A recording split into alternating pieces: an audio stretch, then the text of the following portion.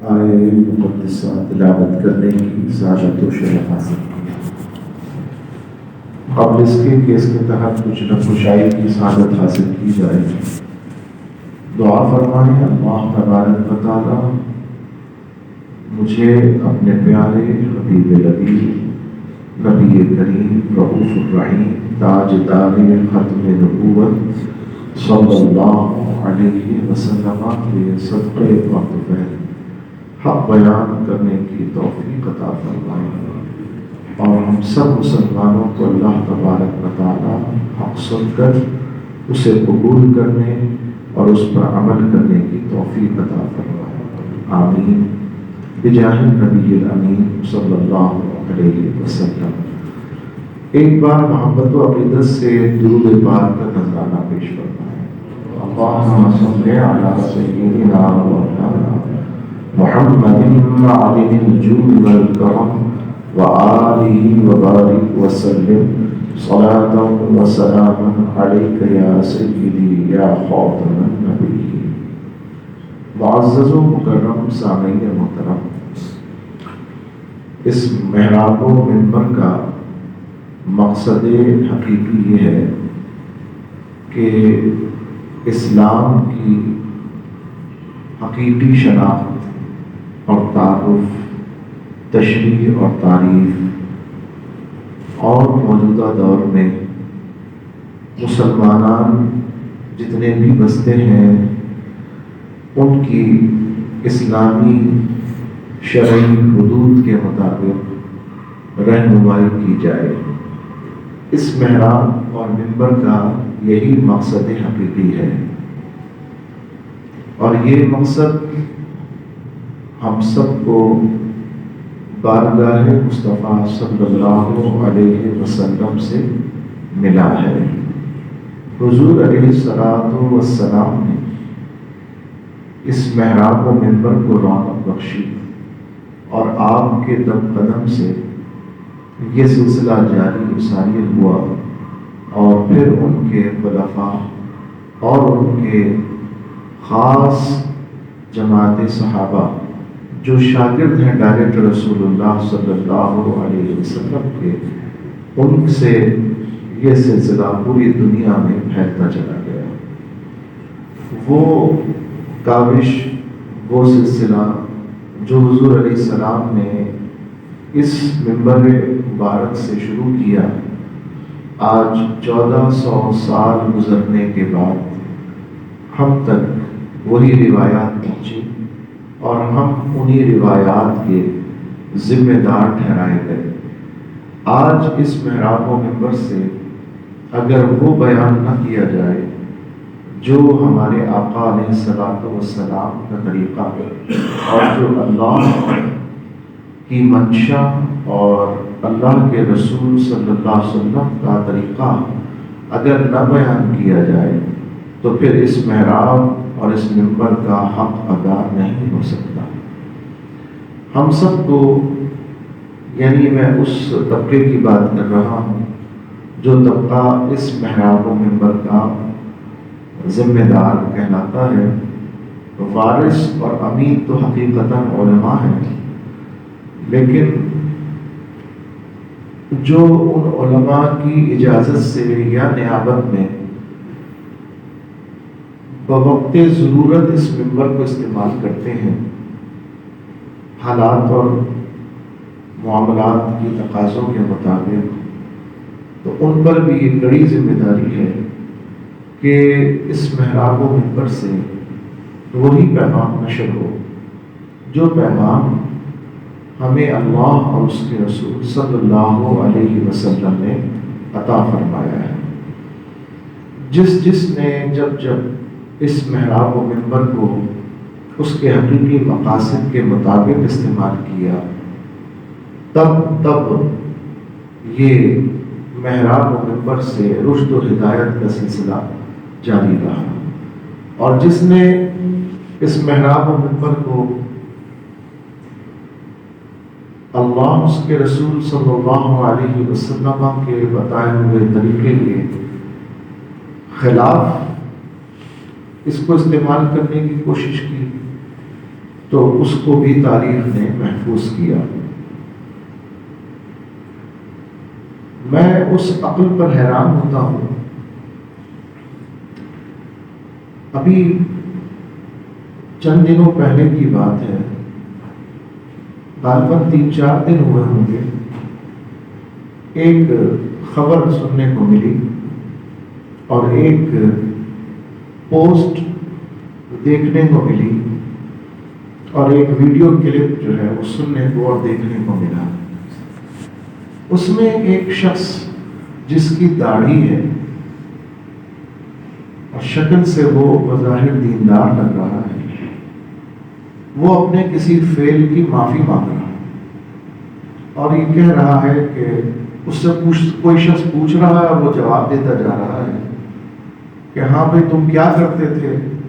تم خواتین کے راستے میں کھڑے ہو کر ان کے نازیبہ کلمات ان سے کہتے تھے، نازیبہ اشارے کرتے تھے ان کی طرف، ان کے ساتھ فحش کلامی کرتے تھے، اور وہ اس کو قبول کر کے کہتا ہے ہاں مجھ سے غلطی ہو گئی اور میں آئندہ اب نہیں کروں گا۔ میں جب کسی ایسی دعوت میں جاتا ہوں، جس دعوت میں چاہے وہ شادی کی ہو یا کسی اور تقریب کی، اور اس میں داڑھی رکھے ہوئے افراد کے ساتھ بے پردہ خواتین کو دیکھوں اگر آتے ہوئے تو مجھے بڑی حیرانی ہوتی ہے۔ میں کسی ایسے شخص کو اگر دیکھوں جو واک کر رہا ہو لیکن اس نے نیکر پہنی ہو مگر اس کے چہرے پہ داڑھی ہو، تو مجھے بہت حیرت ہوتی ہے کہ اگر یہ سارے کام بغیر دینداری کا لیبل لگائے ہوئے یا بغیر دینداری کی صورت اختیار کیے ہوئے کوئی کر رہا ہو تو اتنی حیرت نہیں ہوتی، لیکن دینداری کا لیبل لگا کر یا دینی تشخص کو استعمال کر کے یا سنت رسول صلی اللہ علیہ وسلم کو سجا کر اور پھر خلاف شرع سرے عام کام کرے، چھپ کے کوئی کرے تو وہ جانے اور اس کا رب جانے، لیکن سرے عام کوئی کرے تو پھر حیرت ہوتی ہے، بہت ہی حیرت ہوتی ہے۔ اور خیال بار بار یہ آتا ہے کہ کیا داڑھی نے اس کو خلاف شرع کام کرنے سے حیا نہ دلائی؟ کیا داڑھی نے اس کو اپنی بیوی کو بے پردہ گھمانے وقت یہ خیال نہیں پیدا کیا کہ دنیا کیا کہے گی، تو دین کو بھی بدنام کرے گا اور دینداروں کو بھی بدنام کرے گا؟ میں حیرت کرتا ہوں، اب پتہ نہیں میری حیرت وجہ ہے کہ نہیں ہے، میرا یہ حیران ہونا کامن سینس کے مطابق ہے یا نہیں ہے، یہ تو معاشرے کا فیصلہ ہے۔ میں نے حجاز مقدس میں کچھ عرصہ گزارا تو میں نے یہ بھی دیکھا کہ نماز کا بہت رجحان ہے اور جماعت کا بہت رجحان ہے۔ نماز کا تو ہے، جماعت کا بہت رجحان ہے، اچھی بات ہے، ہونا چاہیے، ہمارے یہاں بھی ہونا چاہیے، اور یہ بات مطلوب بھی ہے، محبوب بھی ہے، مگر اس کے بھی تو کچھ شرائط اور تقاضے ہوتے ہیں، ہر چیز کے کچھ کوڈ آف کنڈکٹ ہوتے ہیں، کچھ SOPs ہوتے ہیں، کچھ اہتمام ہوتے ہیں، نزاکتیں ہوتی ہیں۔ اب عموم میں جب یہ بات آ جاتی ہے تو بگاڑ بھی پیدا ہو جاتا ہے، خصوص میں رہتی ہے تو کم ہو جاتی ہے۔ یعنی اگر اسے ہمارے معاشرے میں دیکھا جائے تو دوسری جماعت کا تصور ہی نہیں ہے۔ اگر ایک جماعت نکل جائے تو ہمارے یہاں کون ہے جو دوسری جماعت کرتا ہے؟ آ کر علیحدہ پڑھ لیں گے، 10 ہوں گے، 10 علیحدہ پڑھ رہے ہوں گے، کوئی ایک دوسرے کے پیچھے نماز نہیں پڑھے گا۔ میں ابھی 1 ہفتہ ہوا ہوگا کسی جگہ نماز پڑھ رہا تھا، امجد بھائی میرے ساتھ تھا، تو ہم جہاں بھی ہوتے ہیں تو جماعت کرتے ہیں، اگر جماعت مل نہ جائے، نکل جائے تو ہم 2 آدمی بھی جماعت کرتے ہیں۔ الحمدللہ میں کسی کے ساتھ ہوں اور اکیلے نماز پڑھوں، یہ تو بہت ہی ناممکنات میں سے، بہت ہی مشکل مرحلے میں سے ہوگا۔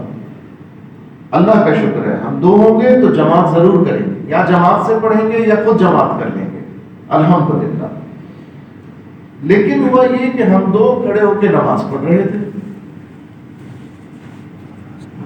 اور اس کا طریقہ یہ ہے کہ جب دو آدمی جماعت کر رہے ہوں تو امام کو بائیں طرف ایک قدم آگے کھڑا ہونا چاہیے اور مقتدی کو دائیں جانب ایک قدم پیچھے کھڑا ہونا چاہیے، بس ایک قدم کا فاصلہ، یعنی اس کی ایڑی سے آپ کی انگلیاں ایسا فاصلہ ہو. تو یہ طریقہ ہے دو آدمیوں کی جماعت کا. اب اس میں اگر کوئی تیسرا شامل ہونا چاہے گا تو اس کا بھی ایک پروٹوکول ہے، اس کا ایک طریقہ ہے، اور وہ طریقہ یہ ہے کہ اگر امام کے آگے جگہ ہے تو امام کی پشت پہ ہاتھ لگائیں. امام کے آگے اگر جگہ ہے صف ہے تو امام کی پشت پر اپنا داہنا ہاتھ لگا دیں. یہ اس بات کا اشارہ ہے کہ ایک اور مقتدی بھی یا کچھ اور مقتدی بھی جماعت میں شامل ہونا چاہیے. تو اشارہ پائے گا تو طریقہ یہ ہو چھوٹے چھوٹے قدم بنا کر آگے کھڑا ہو جائے. تو 3 اسٹیپ آگے ہو جائے گا اور وہ گویا کہ پوری اب صف پیچھے چاہے 2 کی ہو چاہے 2 سے زیادہ کی. اور اگر امام کے آگے جگہ نہیں ہے، مقتدی کے پیچھے جگہ ہے، تو وہ مقتدی کے پشت پہ ہاتھ لگا دیں. اسی طرح جس طرح امام سیدھا قدم آگے بڑھتا چلا گیا، مقتدی الٹے قدم سے پیچھے ہوگا 3 اسٹیپ اور ایک صف کے مطابق فاصلہ کر کے پیچھے آ جائے گا. ہو سکتا ہے اس مرحلے پر آپ بھی یہ مجھ سے سوال کریں، جناب آپ نے اپنے 27 سالہ اس مسجد کی خدمت کے دوران کب یہ طریقہ بتایا؟ ممکن ہے آپ یہ سوال کر لیں. تو سبحان اللہ، جواب تو میرے پاس بہت ہیں. ہاں میں نے اس طرح جمعے کی نماز میں نہیں بتایا، لیکن اس مسجد میں 27 سال کے دوران نہ جانے کتنی مرتبہ درس فقہ کا موقع ملا، نہ جانے کتنی دفعہ مسائل دینیہ بتانے کا موقع ملا. یہ الگ بات ہے کہ آپ نے اس کو اٹینڈ کیا کہ نہیں کیا، ایک بات. اور 27 سال تک کیا آپ میرا انتظار کریں گے کوئی مسئلہ سننے کا؟ آپ کی ذمہ داری کیا ہے؟ دین سیکھنا، دین حاصل کرنا ہر مسلمان پر فرض ہے. اتنا جس سے اس کی عبادت ہو جائے، اتنا جس سے اس کو پاکی ناپاکی کا فرق پتہ چل جائے، اتنا دین جس سے اس کو حرام و حلال کی تمیز ہو جائے، اتنا دین جس سے اس کو اس کے حقوق کا پتہ چل جائے، حقوق اللہ کا پتہ چل جائے، حقوق العباد کا پتہ چل جائے. اور اتنا دین سیکھنا فرض ہے جس سے اس کو جائز اور ناجائز کی تمیز پتہ چل جائے. یہ علم حاصل کرنا ہر مسلمان پر فرض ہے، چاہے مرد ہو چاہے عورت. ہر عاقل بالغ مرد عورت مسلم پر اتنا دین حاصل کرنا ہے. جو 5 جہتیں میں نے بتائی ہیں، پاکی ناپاکی، سب سے پہلے عقیدے کا ایمان کسے کہتے ہیں، پھر کفر کب ہو جاتا ہے، ارتداد کب ہو جاتا ہے، شرک کس کو کہتے ہیں، یہ حاصل یہ عقیدہ نمبر 1. دوسرا پاکی اور ناپاکی. تیسرا حقوق، اللہ کی کیا ہے، بندوں کی کیا ہے، آپس میں کیا ہے، یہ حقوق. چوتھا حرام و حلال، اور 5واں جائز و ناجائز. یہ 5 چیزیں اگر آپ دیکھیں تو آپ کی زندگی انہی میں گردش کرتی ہے. آپ کو اس سے باہر کوئی چیز کی ضرورت پیش نہیں آئے. جو ہوگا وہ انہی 5 کے درمیان ہوگا. تو کیا سیکھا ہم نے؟ سیکھا. اب تو یہ سوال آپ پر ہے، میرے پہ تو نہیں ہے. میرے پہ میرا سیکھنا فرض ہے، آپ پر آپ کا سیکھنا فرض ہے. تو عزیزان گرامی، آج ذرائع اتنے آسان ہو گئے ہیں کہ کسی کو کوئی اگر سکھانے والا نہ بھی ہو تو اس کے پاس آلات مواصلات موجود ہیں، وہ اپنے ڈیوائس کے ذریعے یہ بات معلوم کر سکتا ہے. اتنا مشکل نہیں رہا. تو اب یہ سوال اور اس کا جواب حاضر. عزیزان محترم، آئیے بات آگے بڑھاتے ہیں. ہم دونوں نماز پڑھ رہے تھے، کوئی نماز سے محبت کرنے والا آیا نماز پڑھنے کے لیے، اس نے دیکھا کہ جماعت تو نکل گئی مگر 2 بندے نماز پڑھ رہے، 2-3 بندے تھے، تو وہ بیچارہ کوئی ایک طرف کھڑا ہو گیا، کوئی دوسری طرف کھڑا ہو گیا۔ اتفاق یہ تھا کہ وہ ہمارا سلام پھیرنے کا ہی مرحلہ تھا، تو میں نے جب سلام پھیرا اس کے بعد دعا کی، اپنی سنتیں ادا کی، اتنی دیر میں وہ اپنی نماز سے فارغ ہوئے، تو میں نے ان کو بٹھا کے بات کی، میں نے کہا ماشاءاللہ آپ جماعت میں شریک ہوئے، تو وہ خود سے بھی تھوڑا سا کنفیوز تھے، کہہ رہے ہیں کیا ہم سے کوئی غلطی ہو گئی ہے؟ میں نے کہا جی طریقہ کار آپ کا درست نہیں ہے، طریقہ درست ہو جائے تو نماز درست ہوگی، ورنہ آپ کی بھی نماز چلی جائے گی اور ہماری نماز بھی چلی جائے گی، دونوں کا نقصان ہوگا۔ یہ بھی یاد رکھیں، بعض دفعہ صرف اس کا نہیں ہوگا بلکہ بعض دفعہ اس کے غلط طریقہ کار کی بنا پر آپ کی جماعت بھی چلی جائے گی اور آپ کو دوبارہ نماز لوٹانی پڑ جائے گی۔ تو عزیزان گرامی، نماز کا شوق ہے، ہماری مسجدوں میں جماعت کا رجحان نہیں ہے، لیکن آپ حجاز مقدس چلے جائیں تو آپ کو دوسری جماعت کا اتنا انتظام نظر آئے گا۔ اب توازن جب نہیں رہے گا بگاڑ پیدا ہوگا۔ وہاں اتنا رجحان ہے کہ وہاں یہ فرق بھی انہوں نے ہٹا دیا کہ جو بندہ جس نماز پڑھتا ہوا کوئی نظر آیا اس کی پشت پہ ہاتھ لگا دیا، لو جی اللہ اکبر، جماعت شروع ہو گئی، اسے پتہ ہی نہیں ہے کہ یہ فرض پڑھ رہا ہے یا سنت پڑھ رہا ہے یا نفل پڑھ رہا ہے۔ آپ نے پڑھنے فرض اور وہ پڑھ رہا ہے نفل، تو نماز نہیں ہوگی۔ دونوں کی نیتیں ایک جیسی ہونی چاہیے، امام اور مؤذن کی نیت ایک ہی نماز کی ہونی چاہیے۔ اور پھر لطیفہ اور بھی ہو جاتا ہے، آپ پڑھ رہے ہیں قضا کسی وقت کی، انہوں نے دیکھا بس کہ یہ نماز پڑھ رہا ہے اور اس کی جماعت نکل گئی ہے، ڈھونڈتے ہیں کون کونے میں کھڑا ہوا نماز پڑھ رہا ہے، کون بیچ میں کھڑا ہوا نماز پڑھ رہا ہے، ہاتھ لگا دیتے ہیں، تو یہ لطیفے بھی ہو جاتے ہیں۔ یہ بے توازنی ہے، یہ بے توازنی کیفیت ہے۔ اور اس میں پھر میں نے یہ بھی دیکھا کہ احتیاط شرائط امامت کا بھی خیال نہیں رکھا جاتا، ایسا بھی میں نے دیکھا۔ میں الزاماً بات نہیں کر رہا، جو مشاہدہ ہے میں وہ آپ کے ساتھ شیئر کر رہا ہوں، آپ کو بھی ایسے نظارے نظر آ جائیں گے، کوئی ڈھکی چھپی باتیں نہیں ہیں۔ ایسا بھی میں نے دیکھا کہ جماعت کرانے والا یہ نیکر پہنا ہوا گھٹنے تک کی، اور اس کے پیچھے جو ہے وہ بارش بھی جو ہے وہ صف کے اندر کھڑے ہوئے، جو بارش ہیں اور توپ پہنے ہوئے پورا لباس پہنے ہیں، انہوں نے شرائط امامت کو نہیں دیکھنا ہے، انہوں نے یہ دیکھنا ہے بس کوئی امام مل جائے، آگے وہ کون ہے اس سے ان کو کوئی غرض نہیں ہے۔ نہیں جناب، ہر چیز میں توازن چاہیے، بے شک جماعت بھی ہونی چاہیے لیکن جماعت کی شرائط بھی ہونی چاہیے اور جماعت کا اہتمام بھی ہونا چاہیے، ضرور ہونا چاہیے۔ ہماری مساجد میں نہیں ہے، ہمارے معاشرے میں نہیں ہے۔ اچھا، یہاں پر ایک اور مسئلہ بھی ہے، اس وجہ سے بھی نہیں ہوتی۔ اب یہ مسجد جو ہے،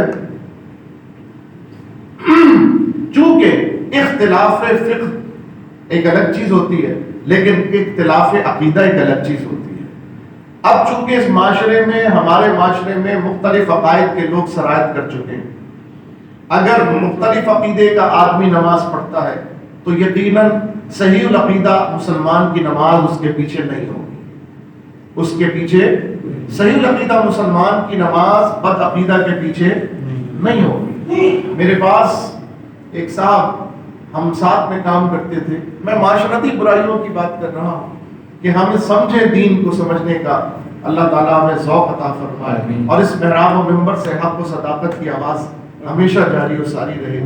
عزیزان محترم، چونکہ آج کل موسم ہے زیارت کرنے کا، بہت سے لوگ عمرے کے لیے جا رہے ہیں، بہت سے لوگ چلے گئے ہیں، ماشاءاللہ اللہ ہمیں بھی لے کے جائے اور ہمیں بھی سعادت عطا فرمائے۔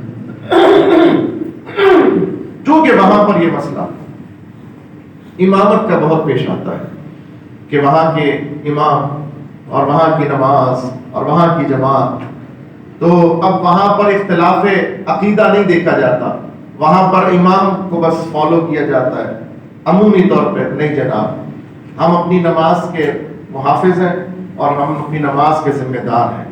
ہمیں اپنی نماز اپنے عقیدے کے مطابق ہی ادا کرنی ہوگی. اگر نہیں تو پھر میں آپ کے سامنے سوال کھڑا کروں گا, وہاں پر پھر آپ جواب اگر نہیں میں دیں گے تو یہ اصول سب کے لیے ہونا چاہیے. مثلا کوئی اگر یہ کہے وہ حرمین کے امام ہیں, وہ کعبۃ اللہ کی جو مسجد ہے مسجد حرام اس کے امام ہیں, ہمیں وہاں جا کے یہ سنی بریلوی دیوبندی وہابی یہ سب نہیں کرنا چاہیے. اگر میں آپ کی بات سن لوں ایک لمحے کے لیے تو میں آپ سے سوال قائم کرتا ہوں, اگر وہ امام شیعہ ہو پھر پڑھیں گے نماز؟ پھر یہ اصول اس کا آپ رکھیں گے؟ اگر وہ حرمین کا امام ہو جائے, اگر حرمین کا امام ایرانی حکومت کا ہو, شیعہ ہو, پڑھیں گے؟ کیوں نہیں پڑھیں گے؟ پھر حرمین نہیں ہوگا, پھر مسجد حرام نہیں ہوگی, پھر وہ خیال نہیں ہوگا جو ابھی پیدا ہو رہا ہے. یہ چونکہ صرف ہماری طرح پڑھ لیتے ہیں نماز اس لیے یہ خیال پیدا ہو رہا ہے کہ نہیں ان کے پیچھے پڑھ لی جائے. نہیں جناب, صورتاً اور ظاہراً نماز کا نہیں ہے معاملہ, شرائط نماز, شرائط امامت ہونی چاہیے. اور شرائط امامت میں سب سے پہلی شرط ایمان ہے. سب سے پہلی شرط ایمان کی شرط ہے کہ جس کو امام بنا رہے ہو وہ خود امام بننے کے لائق ہے کہ نہیں ہے. ہم مسائل میں کہہ رہے ہیں چلو کوئی نیگر پہن کے کعبۃ اللہ کا امام بن جائے گا, پڑھ لیں گے نماز اس کے پیچھے. کیوں؟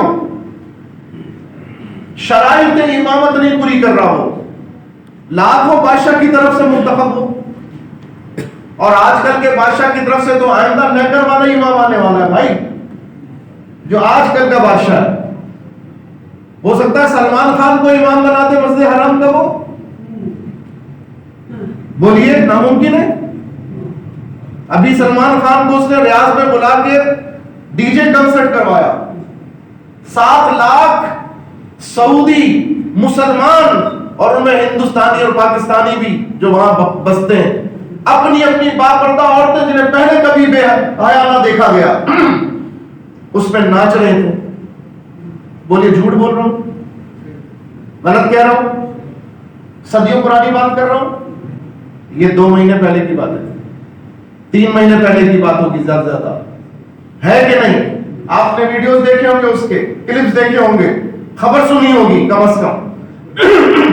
میرے عزیزوں, جہاں آج اس حرم طیبہ کی, جہاں آج اس عرض مقدس کی مٹی کو اس طرح سے پامال کیا جا رہا, تو کیا یہ ممکن نہیں ہے کل یہ چیز بڑھتے بڑھتے حرم کے اندر پہنچ جائے؟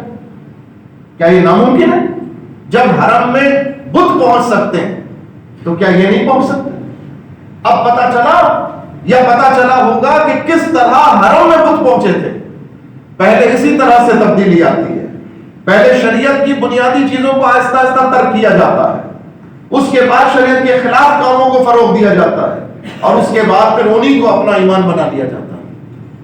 یہی طریقہ کار ہوتا ہے اسٹیپ بائی اسٹیپ. سیدنا ابراہیم علیہ السلام کے دین کے بعد, یا سیدنا ابراہیم علیہ السلام اور سیدنا اسماعیل علیہ السلام کے بعد وہاں کے جو مجاور تھے آہستہ آہستہ اسی طرح پلٹنا شروع ہوئے, دین حنیف سے پلٹنا شروع ہوئے, اور پلٹتے پلٹتے پھر یہ نوبت آ گئی کہ حرم کے اندر طواف بھی کپڑے پہن کر نہیں کیا جاتا تھا, کپڑے اتار کر کیا جاتا تھا. حتیٰ کہ ایک مرد اور عورت نے عین طواف کے دوران زنا کیا. عین طواف کے دوران مرد کا نام اصعاف تھا اور عورت کا نام نائلہ تھا. اصعاف اور نائلہ ان دونوں نے زنا کیا. اللہ تبارک و تعالیٰ نے قہر فرمایا اور ان کو پتھر کا بنا دیا. اس وقت کی فکر اور سوچ کی گندگی کا عالم دیکھو کہ انہوں نے ان کو بھی بت بنا لیا. ایک کو رکھا صفا پر اور ایک کو رکھا مروہ پر. جب صفا مروہ کی صحیح کرتے تو صفا پہ جا کے اس بت کو تعظیم دیتے, اس کو سجدہ کرتے, اور مروہ پہ جا کے اس کو سجدہ کرتے. جب حضور علیہ السلام نے فتح مکہ فرمایا, آپ نے سب کو وہاں سے نکال کر باہر پھینک دیا, توڑ دیا. اس وقت جا کے حرم شریف پاک ہوا. تو سوچ جو تھی وہ اس حد تک جا سکتی. اب یہ آ رہا ہے کہ جائے گی, اور بھائی جا سکتی ہے, پہلے بھی گئی ہے اور پھر جا سکتی ہے, اور آہستہ آہستہ دیکھ رہے ہو جا رہی ہے, جانے کی تیاری کر رہی ہے. تو کل مسجد نبوی کا امام جو ہو, اگر وہ آپ کے سامنے بہت بڑا کوئی فٹ بالر آ جائے اور فٹ بال کھیلنے کے لباس میں آ جائے، بہت بڑا فٹ بالر مسلمان ہو کر، تو آپ بولیں گے یار یہ دیکھو وہ مسلمان ہو گیا، یہ مت دیکھو کہ اس کا لباس کیا ہے. یہی خیال پیدا ہوگا، یہی بات پیدا کی جائے گی. وہ شرائط، وہ آداب، وہ نزاکتیں، وہ احتیاط. بھائی کمال یہ تھوڑی ہے صرف کہ مسلمان ہونا، کمال یہ ہے کہ پورا پورا مسلمان ہونا. یہ قرآن نے کہا ادخلوا فی السلم کافہ، اے ایمان والو اسلام میں پورے پورے داخل ہو جاؤ. یہ نہیں کہ آپ مسلمان ہو، نام رکھ لیا اور ناچ گانا اب بھی جاری ہے. آپ نے نام رکھ لیا مسلمانوں والا اور آپ کے جو کفر کے حرکات ہیں وہ اب بھی جاری ہیں. بتائیے کیا اس طرح اس نفاق اور اس تفریق کے ساتھ دین جو ہے اللہ کو پسند ہے؟ یہ وہ رضامندی والا راستہ ہے؟ کیا اس محراب سے یہ پیغام جو آپ کو دیا جا رہا یہ شدت پسندی اور غلط پیغام ہے، یا وہ پیغام ہے جو قرآن نے دیا، یا یہ وہ بیان ہے کہ جو حضور کی سیرت سے ہمیں ملتا ہے صلی اللہ علیہ وسلم؟ تو میرے عزیزوں، یہ مت دیکھو کہ امام کون ہے، امام کہاں کھڑا ہوا ہے، وہ کعبۃ اللہ کے سامنے کھڑا ہو، وہ مسجد نبوی شریف کے ممبر پہ ہو. یہ دیکھو کہ وہ ہے کون، اس کا عقیدہ کیا ہے. اگر عام مسلمان بھی صحیح العقیدہ اس محراب پہ اس مصلی پر کھڑا ہوگا، ہماری نماز اس کے پیچھے ہو جائے گی. لیکن اگر کوئی بہت بڑے جبے قبے کے اندر، دستار کے اندر، بڑے پگڑی کے اندر، زرق برق لباس میں سونے کے مائک کے اوپر بھی نماز پڑھائے اور اس کا عقیدہ درست نہ ہو تو اس کے پیچھے نماز نہیں ہوگی. عقیدہ صحیح، چاہے وہ کہیں بھی ہو، چاہے وہ پاکستان میں مسجد فیضیہ کا امام ہو، چاہے وہ مسجد نبوی شریف کے مصلی کا امام ہو. عقیدہ صحیح تبھی نماز ہوگی. ورنہ یاد رکھو، اگر ذہن میں یہ بات ہو کہ وہ اتنا مجمع، اتنے مسلمان، اتنے لوگ، کیا سب غلط ہیں؟ تو آپ خود بتا دیجئے کہ آج اکثریت مسلمانوں کی اسلام سے بہرہ مند ہے بہرہ مند؟ یہاں تو اکثریت کا حال یہ ہے کہ چوری کرتے ہیں اور چوری کے مال سے عمرہ کرنے جاتے ہیں، رشوت لیتے ہیں اور رشوت کے مال کے، بھائی کیوں جناب وہ رمضان میں عمرے کا پیکج بڑا مہنگا ہو گیا تو ریٹ بھی بڑھا دیے، رشوت کے ریٹ بھی بڑھ گئے. بولے معاشرے میں نہیں ہے ہمارے، اب تو دھڑلے سے دین کا مذاق اڑاتے ہیں. میں نے شاید پہلے بھی بتایا، کئی دفعہ بتا چکا ہوں، گزشتہ برس یہی دن تھے، یہی دن تھا آخری، سمجھیے کہ جمعہ آخری دن، اور دوسرے دن سے رمضان شریف شروع ہونے والا، اور تحریک لبیک یا رسول اللہ صلی اللہ علیہ وسلم پر کریک ڈاؤن شروع ہو گیا. حافظ سعد رضوی صاحب امیر محترم کو گرفتار کیا گیا.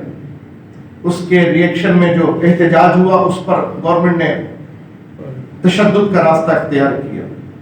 یہی اسٹار گیٹ ہے جس پر جہاں احتجاج میں لوگ بیٹھے ہوئے تھے ان کی درجنوں موٹر سائیکلوں کو حکومت نے آگ لگا دی، یعنی حکومتی کارندوں نے، پولیس والوں نے، رینجرز والوں نے کتنے نوجوانوں کو زخمی کر دیا. 280 کے قریب احتجاج کرنے والے مظاہرین کو پکڑ کے بند کر دیا گیا. 280. چونکہ میں ڈائریکٹ ان سے انوالو تھا ان کے معاملات سے، اس لیے مجھے فگر بھی یاد ہے. اس میں ایک بچہ وہ بھی تھا کہ جس کے والد کا انتقال ہو گیا اور وہ جیل کے اندر تھا. اس کو پے رول پر ہم نے باہر نکالا. 4 گھنٹے کی اجازت ملی. رات تراویح کے بعد 1 بجے رات اس کے والد کا جنازہ رکھا اور میں 12:30 بجے رات اسے جیل سے لے کر خود اس کے والد کے جنازے پر گیا. جنازہ میں نے پڑھایا، بچے نے جنازہ پڑھا. ہاتھ نہیں کھولے گئے، اس کے ہاتھ ہتھکڑی میں بند تھے. کسی کو دیکھنا ہو میرے پاس فوٹیج بھی موجود ہے، سب چیزیں موجود ہیں. ہاتھ ہتھکڑی میں بندھے ہوئے تھے. لیکن سبحان اللہ، آج چور کمینے دیکھ رہا ہوں کہ ڈاکو کیسے چیل کوے ملک کو لوٹنے اور سیٹوں کے تقسیم میں لگے ہوئے، کس طرح ان کے دام لگ رہے ہیں، کس طرح ان کی بیوپار جاری ہے. لیکن ایک طرف میں اس غریب کو دیکھتا ہوں کہ جو صرف حضور کی محبت میں نکلا، حضور کے چاہنے والوں پہ ظلم کے خلاف نکلا، حضور کے چاہنے والوں کے خلاف جو ظلم ہو رہا تھا اس کے خلاف احتجاج کرنے نکلا، اور اس کو اتنی بڑی سزا کہ اس کے ہاتھ بھی بندھے، اس کے باپ کا جنازہ سامنے رکھا ہوا، اور 4 گھنٹے کے پیرول پر اس کو میں لے کر گیا۔ واللہ اس نے نماز سے پہلے بھی اور نماز کے بعد بھی اسی ہتھکڑی میں ہاتھ بلند کر کے باپ کی میت کے سامنے تاجدار ختم نبوت زندہ باد کا نعرہ لگایا، اور یہ ثابت کر دیا کہ جو حضور سے محبت کرتا ہے پھر سب کچھ قربان سرکار کے نام پر کرنا اس کا دل گوارا کر لیتا ہے۔ یہ ایک جان کیا ہے، اگر ہو کروڑوں تیرے نام پر سب کو وارا کروں میں۔ یہ حضور سے محبت کی نعتیں جو سنتے ہیں نا، پھر نبھانے کے وقت یہ آتے ہیں۔ تو اتنی تکلیف اور سختی کا عالم تھا، آپ کو بھی یاد ہوگا 18 اپریل چھٹا روزہ تھا، 5واں یا چھٹا روزہ، 18 اپریل نہیں، چوتھا روزہ تھا، تیسرا یا 14 اپریل سے روزہ شروع ہو گیا تھا پچھلے سال۔ 18 اپریل کی صبح روزے کی حالت میں لوگ بیٹھے ہوئے تھے لاہور میں مسجد رحمت للعالمین کے سامنے، ان پر فائر کھول دیے انہوں نے، کیسے زخمی تڑپتے ہوئے آ رہے تھے، اور پوری مسجد جو ہے اس وقت کسی ہسپتال کے ایمرجنسی وارڈ کا نظارہ پیش کر رہی تھی۔ یہ ظلم و ستم جاری تھا، یہی دن تھے، یہی معاملات تھے۔ عزیزان گرامی، یہ اس ملک کا نظام ہے کہ آج آپ دیکھیں یہ ریلی نکال رہے ہیں، یہ مارچ نکال رہے ہیں، یہ جا کے اسلام آباد میں دھرنے دے رہے ہیں۔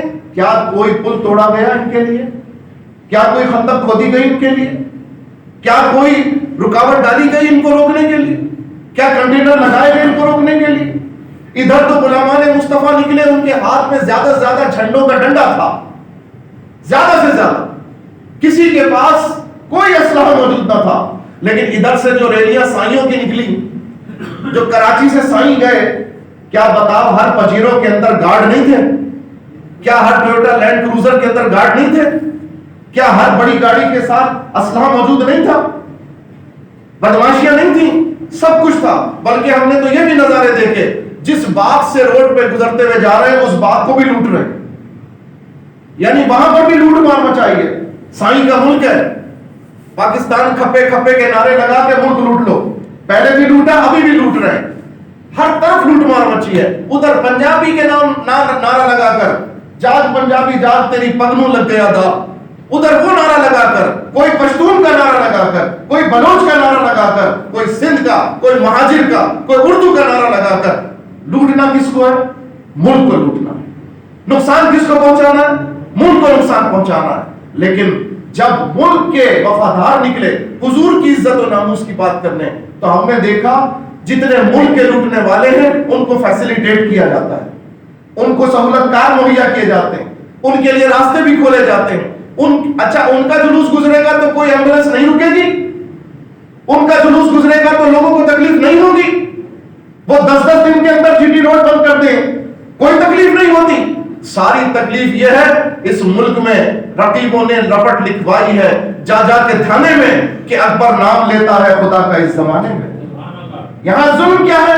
یہاں پہ جو جرم ہے وہ جرم یہ ہے کہ تم اللہ رسول کا نام کیوں لیتے ہو، تو دین کی بات کیوں کرتے ہو، اور ڈرامہ یہ کرتے سیاست میں دین کو نہیں لانا چاہیے، سیاست میں گندگی کو لانا چاہیے، شیطان کو لانا چاہیے، یہ ہے ان کی سیاست۔ لیکن سیاست میں دین آ جائے گا تو ہم سارے ننگے ہو جائیں گے، ہمارے سارے کرتوت سامنے ہو جائیں گے۔ آج آپ کس کو ووٹ دینا پسند کریں گے؟ فضل الرحمان کو، جو چوروں کا امیر ہے، جو چوروں کا امیر بنا ہوا، لٹیروں کا امیر بنا ہوا؟ آپ نواز شریف کو دیں گے جو ملک کے باہر رہ کے ملک کو توڑنے کی سازش کر رہا؟ آپ عمران نیازی کو دیں گے دوبارہ جو مظلوم بننے کی کوشش کر رہا، اور اس کے ہاتھ حضور کے غلاموں کے خون سے رنگے ہوئے ہیں، اس کے ہاتھ حضور کے غلاموں میں تشدد سے رنگے ہوئے ہیں۔ ہماری کسی سے ہمدردی نہیں، جو سچا نبی کا وفادار ہے نا وہ ہمارے سر کا تاج ہے، چاہے وہ عمران نیازی ہو جائے چاہے وہ کوئی بھی ہو جائے۔ لیکن ہم کیسے ان پہ اعتبار کریں؟ یہ ایک طرف کہتے ہیں فرانس کا سفیر اگر نکالا تو یورپی یونین سے ہمارے کاروباری تعلقات ختم ہو جائیں گے، اور آج سیٹ جا رہی ہے تو امریکہ کو بھی گالی، فرانس کو بھی گالی، یورپ کو بھی گالی۔ اب تعلقات نہیں خراب ہوں گے؟ اب حکومت کیسے کام کرے گی؟ لیکن افسوس ان کی ساری برائیاں دین کے لیے، ان کے سارے بغض دینداروں کے لیے ہیں۔ تو عزیزان محترم اس فکر کے خلاف اس محراب و منبر سے جہاد جاری رہے گا انشاءاللہ. اگر یہ سچ میں نے کہا ہے تو آپ بھی اس جہاد میں ساتھ دیجیے, آپ بھی اس جہاد کا حصہ بنیے.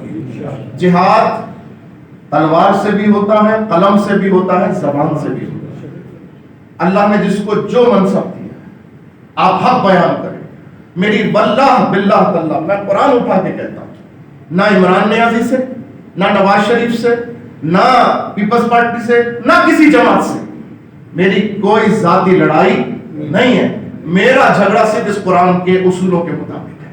یہ قرآن کا اصول, اگر تم قرآن کے اصولوں پر سچے ثابت ہو مجھے آپ سے کوئی تکلیف نہیں, مجھے آپ سے کوئی نفرت نہیں, اور نہ میری فوج سے کوئی لڑائی. لیکن اگر وہ بھی بدماشی پہ اتریں گے تو ہم اس کے خلاف بھی بات کریں گے.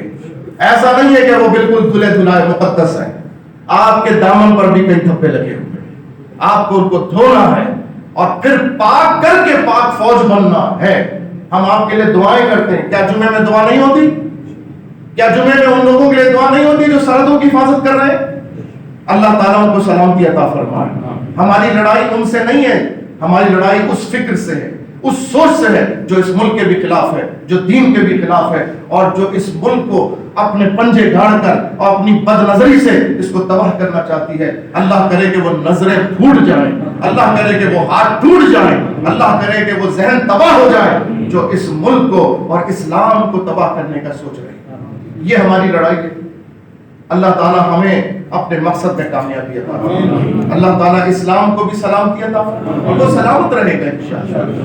اسلام کی سلامتی تو رب کے ذمہ کرم پر ہے, لیکن اس ملک کی سلامتی اللہ نے ہمارے کندھوں پہ ڈال دی ہے. اللہ کرے کہ ہمارا ملک بھی سلامت رہے, اس کی نظریاتی سرحد بھی محفوظ رہے. اس کی نظریاتی سرحد کون سی ہے؟ لا الہ الا اللہ محمد الرسول اللہ صلی اللہ علیہ وسلم. یہ نظریاتی سرحد ہے. فکری کس بنیاد پہ پاکستان وجود میں آئے, یہ نظریاتی سرحد, اور اس کی جغرافیائی سرحد جو ہے اللہ اس کی بھی حفاظت فرمائے. تاجدار ختم نبوت زندہ باد زندہ باد زندہ باد. من سب نبیا لبیک لبیک لبیک یا رسول اللہ لبیک لبیک لبیک یا رسول اللہ لبیک لبیک لبیک یا رسول اللہ صلی اللہ علیہ وسلم. رہے گا یوں ہی اچھا رہے گا, بڑے خاک ہو جائے, جل جانے. وآخر دعوانا الحمدللہ.